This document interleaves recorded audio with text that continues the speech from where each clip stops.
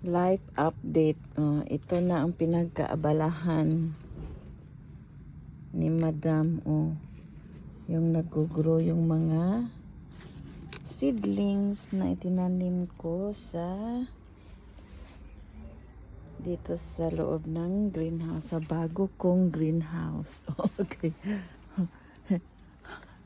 Yung solar ko na suga. Tingnan mo naman ang mga DIY ko na mga recycle. Nagtanim ng hanging. Tingnan mo ang kamay ng gardener. DIY. Ang DIY ni si Madam. Ito na ang kaligayahan ko. Talong. Tomates. Tingnan mo yung mga seedlings ko. Beetroot. Pak choy. Coriander. Ang daming nakatanim.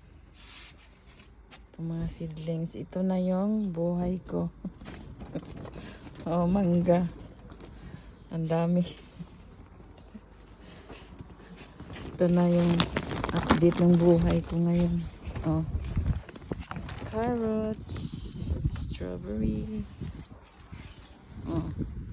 Lemon kong namatay last year. Ayan. Yung herbs. Mga DIY lang yan. Bay leaves. Blueberry. Onions. Spring onions.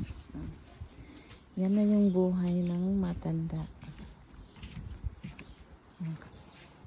Dito na ako nakatira sa greenhouse pag walang trabaho.